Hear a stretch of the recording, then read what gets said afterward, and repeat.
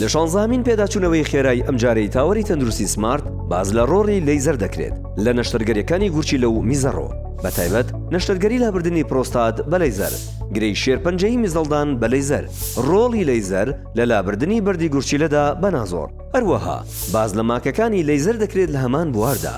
پاشان تازەترین توێژینەوەکان لەسەر لەیزەر لە نەشتەرگەریەکانی گورچی لەو میزەڕۆ پێشکەش دەکرێت. بە بەشداری پزیشکان و پسپۆرانی ئەو بوارە دکتۆر هوڵێم خالید ئەحمەد السوعیدی، پسپۆری نەشتەرگەری گورچیلە و پرۆستات و چاندنی گورچیلە، ئەندامی کۆمەڵی یۆرۆلۆجی عێراقی و ئەوروپی و ئەمریکیە، پرۆفیسۆر ئیسماعیل حەمەئەمین ئاغاوەیس، پسپۆری نەشتەرگەری گورچیلە و میزەڕۆ، مامۆستا لە کۆلێژی پزیشکی لە زانکۆی سلێمانی، پرۆفیسۆر سەروەر نووری مەحموود، پسپۆری نەشتەرگەری گورچیلە و میزەڕۆ، مامۆستا لە کۆلێژی پزیشکی لە زانکۆی سلێمانی، دکتۆر سەعید قاسم جعفەری لە ئێرلەنداوە لەگەڵمانە، پسپۆری نەشتەرگەری گورچیلە و میزەڕۆ لە نەخۆشخانەی فێرکاری گاڵوەی لە ئێرلەندا وەکو پزیشکی نەشتەرگەری گورچیلە و میزەڕۆ کار دەکات. دکتۆر ڤادی چاندرامۆهان لە هەندستانەوە بەڕێوەبەر و پزیشکی نەشتەرگەری گورچیلە و میزەڕۆی لە نەخۆشخانەی پریتی بۆ نەخۆشیەکانی گورچیلە و میزەڕۆ لە هەندستان. پسپۆڕی هەیە لە نەشتەرگەری لابردنی بەردی گورچیلە و نازۆر و لابردنی گرەی میزەڵدان بە لەیزەر.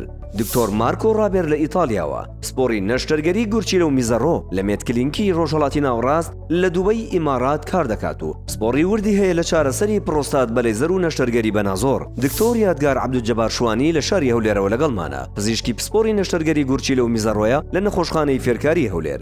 دکتۆر سامان ساڵح فەخرەدین پسپۆری نەشتەرگەری گورچیلە و میزەڕۆ، مامۆستا لە کۆلێژی پزیشکی زانکۆی سلێمانی و لە تاوەری تەندروستی سمارت. دکتۆر ڕەوا حەمەغەریب باپیر پسپۆری نەشتەرگەری گورچیلە و میزەڕۆ لە تاوەری تەندروستی سمارت.